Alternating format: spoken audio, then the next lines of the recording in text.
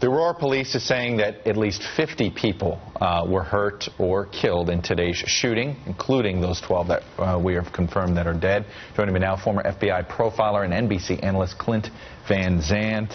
Clint, let me start with something. ABC News apparently spoke with James Holmes' mother.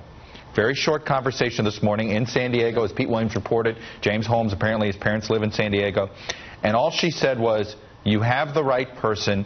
I need to call the police. I need to fly out to Colorado." Just hearing that from the mother of James Holmes, hearing what you're getting now, piecing together, that's a piece of the puzzle, I assume. What does that tell you?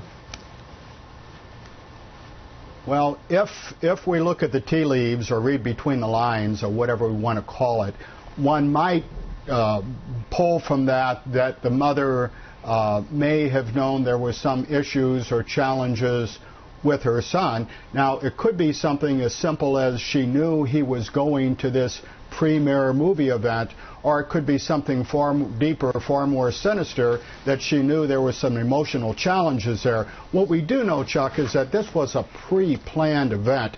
This guy had to buy a ticket, one would assume, in advance. He had to assemble the clothing, the uniform, the helmet, the gas mask. He had to get the gas grenade. He had to get the weapons.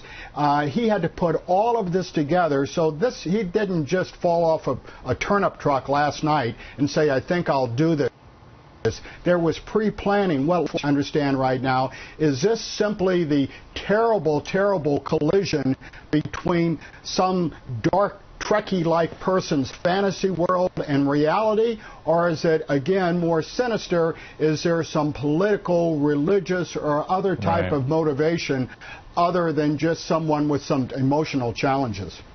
Are you surprised that so far it appears James Holmes acted alone?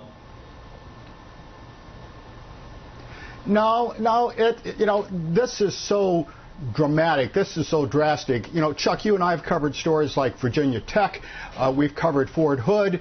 We've looked at the shooting of Congresswoman Gabby Giffords. All of these were what the FBI director and others have said is their worst fear, the lone wolf person. Now, whether he or she is an international terrorist with a very rich fantasy world and they choose to act out, if someone chooses to commit an act, they do it by themselves. They get no involvement from anybody else. That is the worst possible person to stop, Chuck.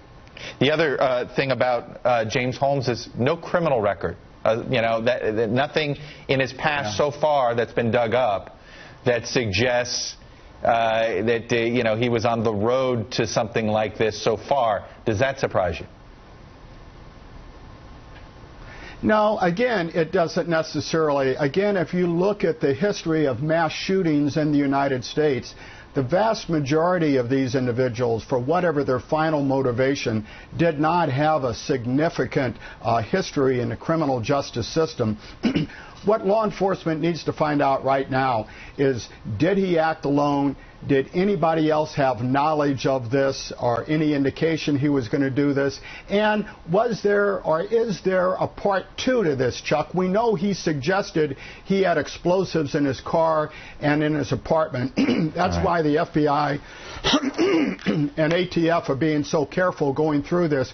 Could there be some explosive device planted somewhere else that's still waiting to go off? That's why I think law enforcement is moving so fast on this one. Right. Clint Van Zandt, former FBI profiler, of course, the analyst we turn to on events like these. Clint, we'll be checking back in. Thank you, sir.